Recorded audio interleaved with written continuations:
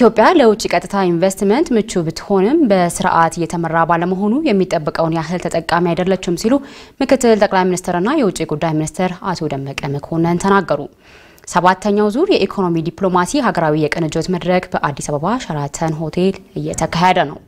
በመድረኩ ምክትል ጠቅላይ ሚኒስትርና የውጭ ጉዳይ ሚኒስትር አቶ ደመቀ መኮንንን ጨምሮ የክልል ርዕሳነ መስተዳድሮች፣ ሚኒስትሮችና ሌሎች ከፍተኛ መንግስት የሥራ ኃላፊዎች በመድረኩ እየተሳተፉ ይገኛሉ። በለጠ ታረቀኝ ዝርዝር አለው። የኢኮኖሚ ዲፕሎማሲ ሀገራዊ የቅንጅት መድረክ በውጭ ጉዳይ ሚኒስቴር አስተባባሪነት በ2003 ዓ.ም የውጭ ቀጥታ ኢንቨስትመንትን ለማበረታታትና በስርዓት ለመምራት በአጠቃላይ የኢንቨስትመንት ማነቆችን ለመለየትና ለመፍታት የተቋቋመ ነው። የውጭ ቀጥታ ኢንቨስትመንት ስርዓትን በአግባቡ ለመምራት የኮንትሮባንድና ህገወጥ የንግድ እንቅስቃሴዎችን ለመግታት ዓላማ ያደረገው ሰባተኛው ዙር የኢኮኖሚ ዲፕሎማሲ ሀገራዊ የቅንጅት መድረክ በአዲስ አበባ እየተካሄደ ነው። ምክትል ጠቅላይ ሚኒስትርና የውጭ ጉዳይ ሚኒስትሩ አቶ ደመቀ መኮንን መድረኩን ሲከፍቱ እንደተናገሩት የውጭ ቀጥታ ኢንቨስትመንት ሀገር በቀል ኢኮኖሚን በማበረታታት በኩል ሚናው የጎላ ነው። ኢትዮጵያ ለውጭ ቀጥታ ኢንቨስትመንት ምቹ ብትሆንም በስርዓት እየተመራ ባለመሆኑ የሚጠበቀውን ያህል ተጠቃሚ አይደለችም በመሆኑም ይላሉ አቶ ደመቀ። ለአሰራር እንቅፋት የሆኑ ማነቆችን በትኩረት መለየትና መፍትሄ ማስቀመጥ አስፈላጊ መሆኑን ጠቁመዋል።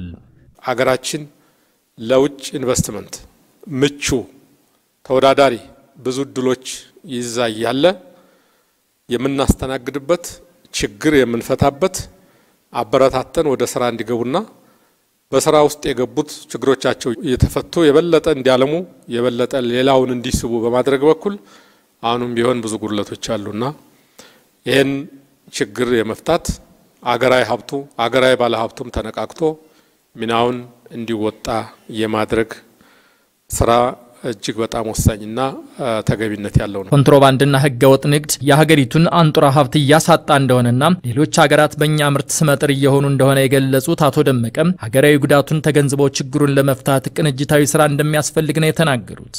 በእኛ ሀብት ሌሎች ሀገሮች በውጭ ገበያ ተወዳዳሪ ሆነው ስም አውጥተው በኤክስፖርት አውድ ውስጥ ስመጥር ሆነው እየቀጠሉ ነው። የሀገር ውስጥ የንግድ ስርዓቱን በማዛባት የውጭ የንግድ ግንኙነት ስርዓታችንን በመጉዳት ህገወጥነትን በማስፋት የተዛባ ኢኮኖሚ እንዲገነባ ከፍተኛ ጫና እየፈጠረ ያለ ሁኔታ ነው። ይሄን ለመፍታት ታዳማን ነው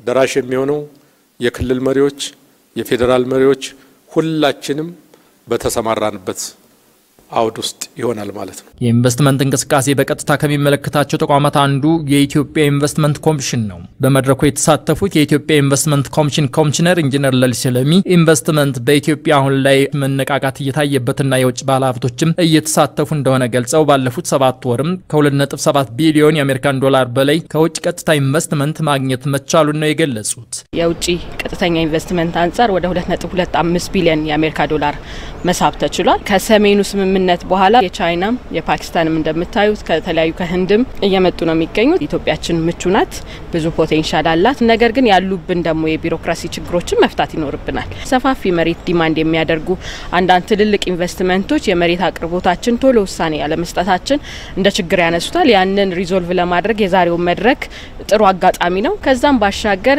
የህግና የፖሊሲ ሪፎርሞች ያስፈልጉናል። ይሄንን ማቀፍ አድርገን አንዱ የስፔሻል ኢኮኖሚክ ዞን አዋጅ ወደ ፋይናል ስቴጅ ደርሷል። በመድረኩ ምክትል ጠቅላይ ሚኒስትርና የውጭ ጉዳይ ሚኒስትር አቶ ደመቀ መኮንንን ጨምሮ የክልል ርዕሳነ መስተዳድሮች፣ ሚኒስትሮችና ሌሎች ከፍተኛ የመንግስት የሥራ ኃላፊዎችም እየተሳተፉ ይገኛሉ።